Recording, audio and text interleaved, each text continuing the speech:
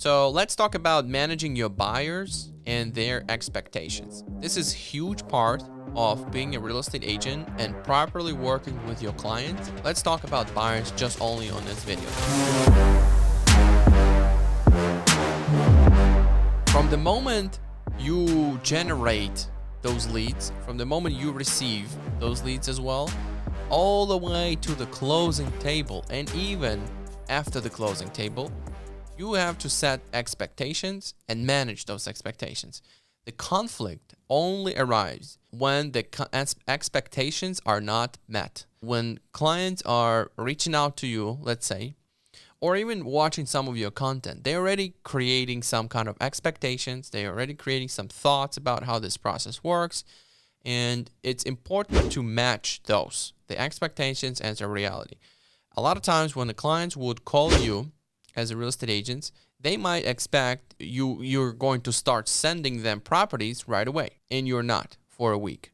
And maybe that's the way they want it. Maybe they don't want to get it for every day, and you start sending it every day. So that's one example of managing expectations.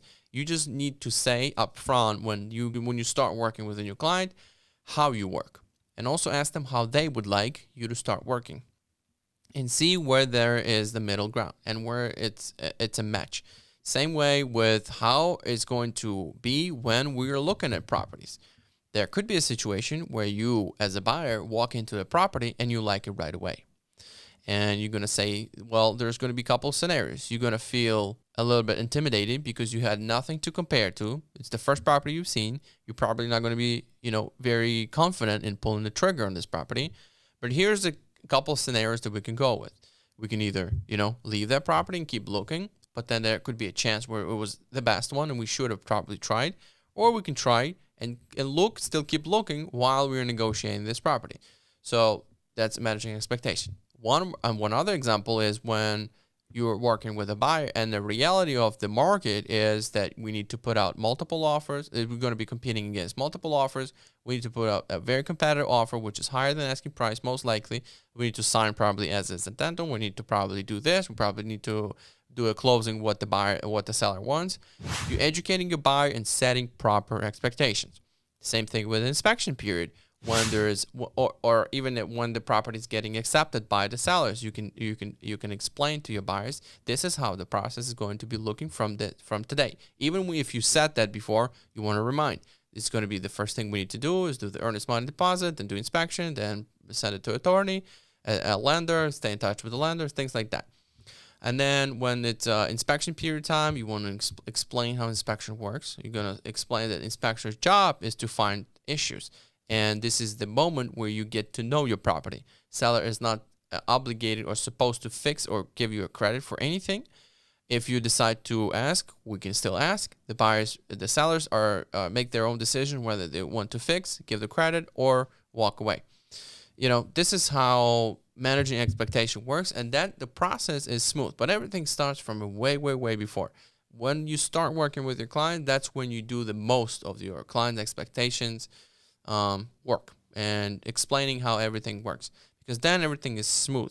When you start saying to the buyer that, oh, you know what, I forgot to tell you that there's a $6,000 closing cost on top of down payment, when it's like a week before the closing or something like that, even though it's a lender's job, the attorneys want to somewhere in the middle of the process also explaining to but then it's still your job, and so you want to make sure that you say that even before it goes to the showings and offers and then everything like that. You want to prepare them with what needs to be done from them, what needs to be the pre-approval process, what kind of offers we need to put out. That in today's market, in the multiple offers sellers market, you either overpay or you don't buy. That's the only way you're going to buy, and that's how you should be explaining to your buyers. Like, there's no way to get a deal unless it's a miracle. It's just like it's going to be one of 1,000 cases where you get a deal.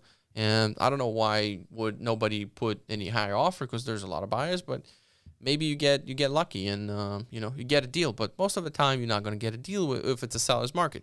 If it's a buyer's market, yeah, of course, we can negotiate, we can pick and choose, and that's a different scenario.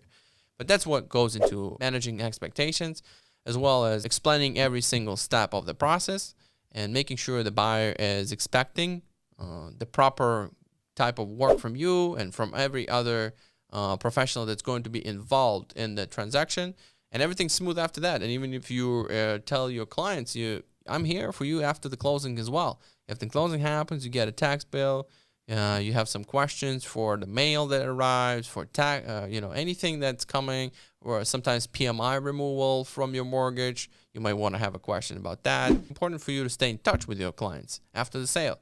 And whatever you're using, automated services, or you're using a Google spreadsheet, or you're just having the phone and you just, you have a Google Calendar that you use for touch base with your previous clients, then do that. But it's important to have the automated follow-up. Maybe have a CRM, which one you like we use for automated emails after the sale in the area that is going to update the clients with everything, the prices, the trends, and price per square footage in the area. They like to see that, they like to know what's going on. And even like home reports that we're sending out, where you can even see your equity in the home. Like that company that we're using is partnered up with another company that they know how to calculate the equity in the home. Then the clients like to use it. If I pay up $100 a month extra, how much money I can save, or how sooner I can pay off the mortgage, things like that. You bringing out a lot of value.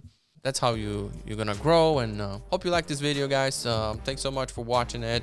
If you like it, please like it, subscribe to our channel, and leave us some comments we get some ideas maybe from you, what videos to make. Hope to see you soon. Thanks so much. Bye.